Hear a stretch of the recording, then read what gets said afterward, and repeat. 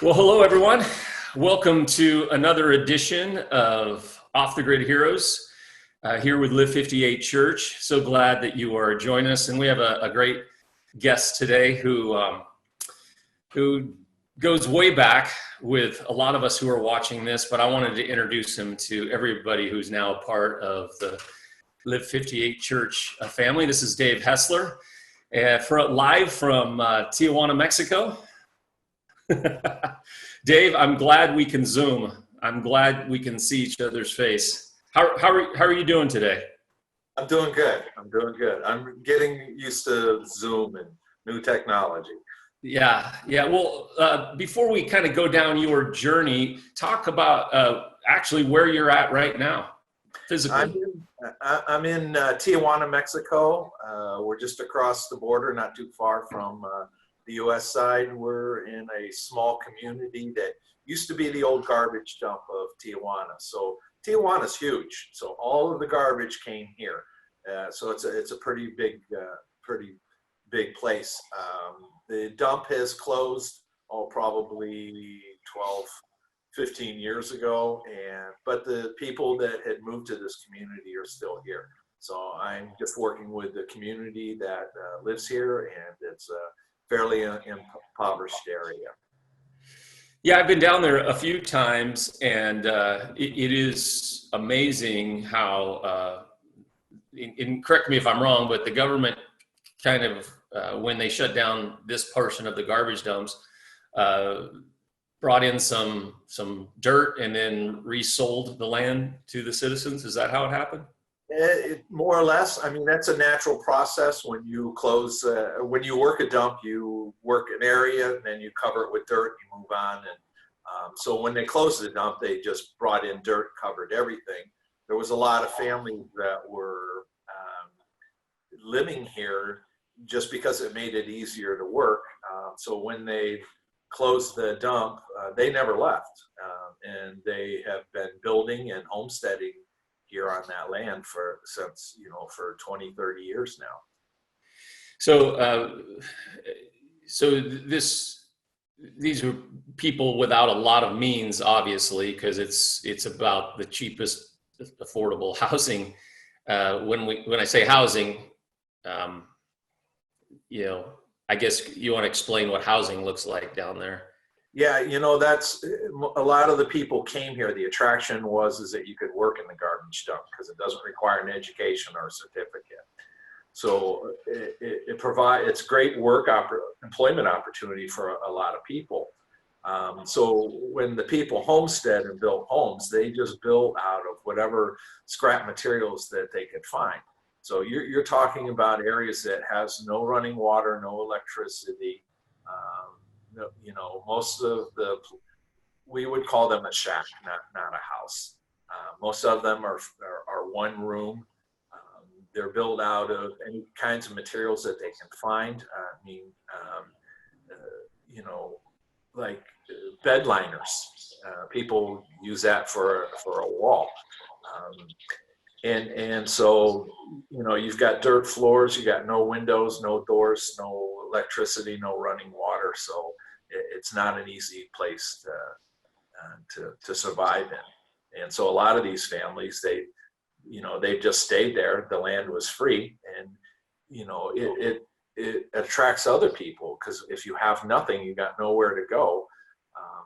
At least you can go find a little piece of land and claim it for yourself and just kind of homestead on it. Sure, and we'll get to how you are serving and partnering down there, but I guess we can go back to the beginning. What got you there? Dave Hessler from Northern California. What got you to Tijuana, Mexico, and now you're living there? If I had to use one word to describe how I got here, I'd say it was reluctantly. It was not my idea. You are part of my story. It was your words that I was sitting there listening to that just kind of inspired me to want to be able to go on a missions trip. My daughter's elbowing me as we're sitting there listening. She said, "Dad, we ought to go." But you get busy, and thinking about something and doing it are two different things. So logistically in your mind, you can say, yeah, man, I'd love to go to Mexico on this missions trip. But when it comes time to go, you start thinking about, where am I going to sleep? Who are these 40 people that I'm going to go with, and stuff. So I just put it off for like 3 years. And then I ran out of excuses. That's so typical of all of us. I tried to get out at the last minute, and Teresa said, "No, Dave, you need to go." And so again, I went reluctantly, and I came to Mexico, and I spent a week at Door Faith Orphanage, and Mexico met all my expectations. It was July, and it was hot. It was dirty. I mean, not in the way you think, but like the dust here is so fine, and the wind blows, and just dirt and dust covers everything, and it was just as uncomfortable as I thought it would be. I mean, you drive to Tijuana and you see graffiti, and you see metal bars, and you see like homeless, and everything that you see just tells you, if you saw that in the U.S., you know you're in danger, but here it's just part of life. I didn't know that, but even the military, remember the military presence? They had 50 caliber machine guns alongside of the road pointed at you as you came in and stuff.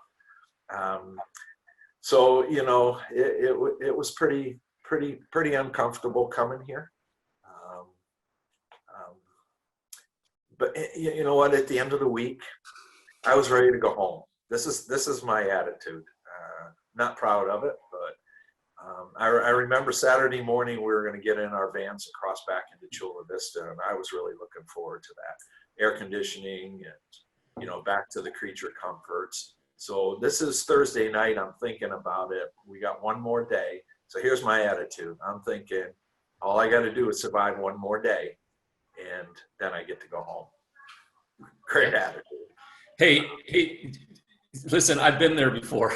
I've been there a lot where as much as you're helping and you're learning and growing, there is, the comfort of home. I get it.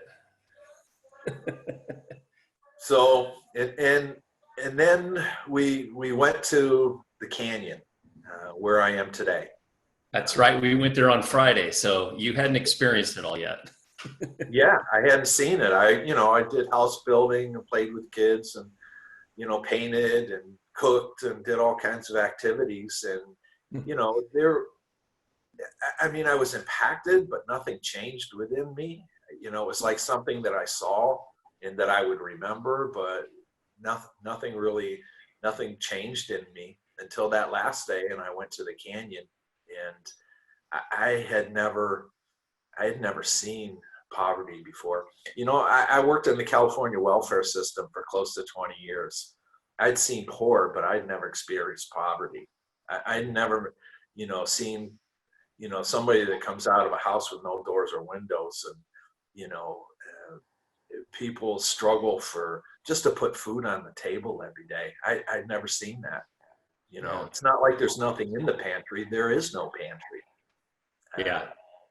And and I was just going to say, even the food on the table may not be food that is nutritious enough to sustain someone. It's going to be rice and beans. I can guarantee you that. If you can add something to it, great. But almost everything, it starts with rice and beans, and then it depends on how well you're doing about how much more that you can add to it. And we were here. We spent time just interacting with the kids and just meeting the people. And I had seen something I'd never seen before. It was an incredible experience. And I just remember this at the end. This is like we were talking with this little girl, and she says, we're getting ready to leave. And she says, are you coming back tomorrow? And something snapped inside of me.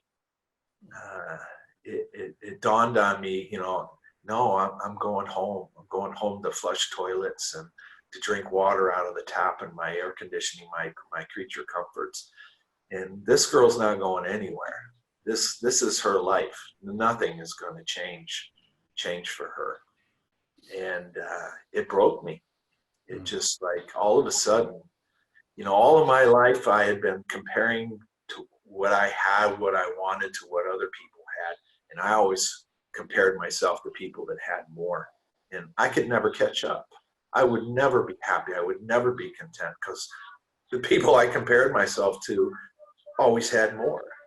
And all of a sudden I look at this little girl and I realize I don't need any more. I already have enough.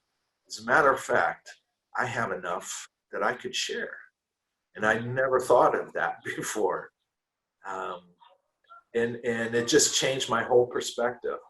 The crazy thing is, God changed me in the course of 4 hours. That doesn't happen. I'm not a flexible person. Ask my ex-wife, she'll tell you. And all of a sudden, I just changed about how I was thinking about things. And then I remember kind of looking around and considering what would it be like. And then, you know, I kind of started negotiating a little bit with God about this. And then I realized he wasn't asking me. He said, Dave, I want you to go to Mexico. And I go, you got to be kidding me.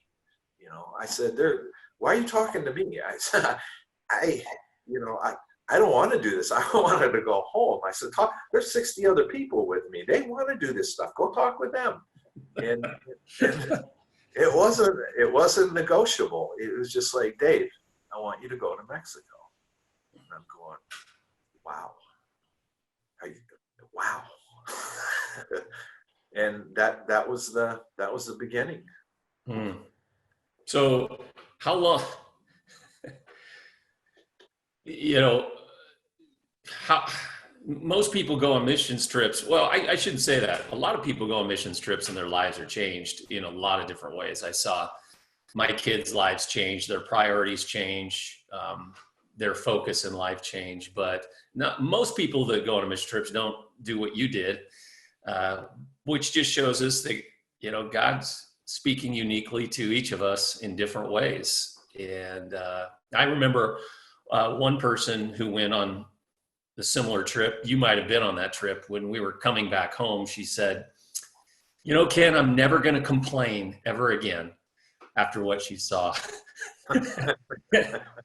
And I said, oh, yes, you will, but you probably won't complain as long, because a memory will pop up in your head about how blessed you really are.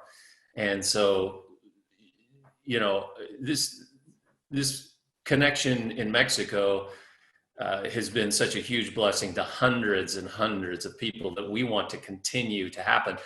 Fast forward, once you moved down there, it became even a greater blessing to bring people down there, because now we got to be educated and taught by you and your example in learning about the challenges of people literally right across the border. You know, there are certain hilltops where you can see across the border and, you know, to one of the richest counties in America. Right.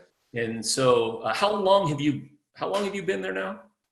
Well, I only came for 6 to 9 months, but it's we're close to 10 and a half years now. Wow. You're like me. I tell people I'm like a bad cold. I don't go away very quickly. You know, it's strange. I just remember about how reluctant I was about coming here. And now a part of my daily prayers is, you know, just that I'm so thankful that God allows me to be here. Wow. So, sorry. No, that's all right. That's all right. My wife's trying to message me, and oh. it's up in the middle of his screen. We couldn't see it on this side, so Oh, good. We couldn't see the grocery list of what you're supposed to pick up today. So 10 and a half years, just talk briefly about the highs and lows of the last 10 and a half years. What have been the major rewards, and what have been those challenges that are just tough? You know, I keep thinking of some words that you often use. Is life is messy. Mm-hmm. Ministry is messy. You know, most people look at ministry as about serving people and just doing things and accomplishments, and you know, people have milestones and they have measurements of what success is. And but you know, I found that ministry is, that's just superficial. That's just the first part of it. Ministry is about relationships with people. Yeah. And as you know, everything we've done is about trying to build relationships with people. And when you build relationships, unfortunately, they are messy. You know, you get disappointed. You know, it's not, you know, you have one great story, but you've got 100 sad stories. Um, and so you look for those pearls. You look for, you have to be patient. And again, that's not me, but trying to be patient and wait for the opportunities that God puts in your path. And just, I'm thankful for the ability to be here, so that one day when somebody comes and they said, Dave, I need some help. You know, I need to know about your God, or I want to make changes in my life. And I said, you know, I just been waiting for you, you know, and there's not a lot of stories like that, but I got stories. Those are good. So I measure, someone just asked me, they wrote me and asked me if I would like tell them about my successes. And I said, you know, I define success so differently today than I did before. And, you know, before it's about houses and cars and income and status and all of that. And today I define success as my ability to be obedient to God. And if I can do that in spite of myself, that's success. Yeah. Well, you know, I was just in a conversation with some church leaders about this. In America, our success, our measure of success is very similar to corporate success or any other kind of cultural success, and yet in kingdom work, it's about loving people. It's about, like you said, building relationships. It's about meeting people where they're at, not because there's a guarantee that there will be, quote, you know, success, whatever that looks like. It's really about dignity and love and helping people, but it's just a different measurement, like you said. We can get, you know, the traditional missionary in the past has been about going out to wherever they're going to and getting, quote, converts, you know, this many people accepted Jesus, and then they go back to their home church, and they better have a big number so people will give, because if they don't have a big number, then why would people give? And when we used to go to West Africa, there was a whole generation of missionaries that never saw one person come to Christ. But that didn't mean they weren't successful, because they planted seeds. They built relationships, and the next generation of missionaries saw a lot of fruit.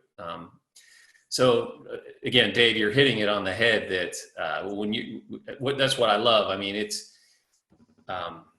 grace is about loving people regardless of how they respond. And so, right. But you do have to, like you said, you do have to celebrate those little wins, because of, you know, it just keeps you going. But I'll just say this to everyone watching: what Dave is doing down there is such an Isaiah 58. The philosophy is you just love your community. You just love your community, and there'll be ways that you can help people, hopefully. but it's really about building those strong relationships that people need. The kids in the canyon know that they are loved by Dave, and the families know that they are loved by Dave. What are you doing right now, Dave, in this time, this pandemic of what are the biggest needs, and what are you focusing in on right now there in the canyon? You know what we're doing right now, right this minute? We're getting ready to serve 200 lunches to the kids and the families here in the community. And we're not doing it because of the virus, we're doing it in spite of the virus. Mm. The virus has nothing to do with this. The only impact that has on us is our ability to be able to serve the food. We would love to open the doors and have everybody come in and serve them a hot meal. And that's our goal. We will do that as soon as we can get past this. The virus has impacted a lot of families because one is the schools closed. Well, all of those kids that were going to school are no longer getting the lunch that the schools provided or that we provided before. And it just puts a responsibility back on the parents. So that's one meal during the day that the families now have to provide for all of their children. And most of these families have lost their jobs, just like in the US, so they're not working. So it's not the reason we did it, but it was just all in timing. It's like, you know, we always are trying to look at how do we best serve the community. And I just remember, like, when I first started, when I first got down here, I was talking to my wife and I said, you know what I like best is when we provided food for the people. It just, you know, it goes back to basics. It's about, it was the most fruit got produced from the investment and relationships about feeding families. So we're right at 11 o'clock, we're gonna be opening the doors, and we will pass out brown bag lunches, 200 of them, in about 4.5 minutes. People line up in the street an hour to 2 hours in advance. And I stand there, and I have a volunteer team who does all of this. I'm just incredibly blessed. I said volunteers, they're not paid staff. They do it just, and they're people from the community. They're people that need their lunches themselves, that are just stepping up to serve. But getting back to that point we were talking about, it's not just about getting food. It's about planting seeds and building relationships. Out of those 200 people, some will build relationships out of there. And I know it. I watch the kids, I watch the faces, I watch the adults. I see that this is something that they really need. I see it's something that they look forward to it. And when I go home, when I leave, when I walk away from here, I have kids that run out in the streets and they call my name and they just hug me. And that's not why I do it. It's like, it's my reward. But it tells me that, you know, we are building, we are working on relationships. And, you know, I know their parents, I know their struggles and stuff. And you know, so it's beyond the serving of lunches. It's what happens later on as you build relationships with those families. Absolutely, Dave. Thanks for joining us and zooming from Tijuana, Mexico. We're gonna have more conversations, and I look forward to Live 58 Church and the Canyon and what you're doing, not only partnering, but also just serving together. I was just going to say this last thing. Food is a fascinating gift that with food unites people, and sometimes it is getting back to the basics. I mean, I know in Orangeville here, as we're getting ready, as we've planted this church, we're partnering with the food bank. And Keith, who is the director there, you know, the need for food has increased because people have lost their jobs and everything, but it's still the same thing. It's about the conversations while you're handing out the food and getting to know people and asking how their family is doing and those things. There is something uniting about food. And The same thing with you down there. I know that's your heart. Yeah, it is food, but food creates conversations and relationships to that people just know you care. It's powerful. And so anyway, Amen. Dave, I thank you so much. One of the things that you got to know is that there's going to be a lot of prayers, and we're gonna figure out just more and more ways to partner with you, to connect with you. So, any last words? Any last thoughts? And then we'll be done. I look forward to this relationship. Yeah, yeah. And the next time you're in Northern California and they allow a bunch of people to gather together, then there'll be a bunch of new people that will meet you face to face. So, Awesome. hey, Dave, God bless you. And again, as this goes out, there will be a lot of prayers, and have a great time today as you get to hand out some more food. Awesome. Thank you. Thanks, guys. Take care. See you soon.